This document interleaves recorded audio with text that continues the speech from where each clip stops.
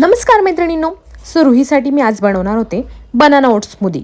त्यासाठी मी इथे oats, banana, भिजवलेले खजूर, थोडीशी कोको पावडर हे सगळं घेऊन मिक्सरमध्ये ब्लेंड केलेलं आणि ती रुहीला तशीच थिक स्वरूपात दिलेली.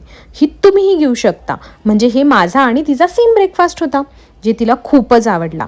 आणि यात कुठलंही साखर, गूळ काहीच नव्हतं. फक्त खजूर, बनाना आणि ड्रायफ्रुट्स. सगळी हेल्दी आणि प्रोटीनवाली रेसिपी. त्यानंतर मस्त वेदर होतं आणि मी इथे कुंडीतच जो पालक लावला होता तो पालक घेतला आणि त्यापासून रुहीला पालकचा पराठा बनवला. नॉर्मल आपलं सगळं पीठ, तिखट, मीठ सगळं घालून. आणि तिला पालक, थोडीशी फ्लॉवरची भाजी आणि दही असं होतं तिचं लंच.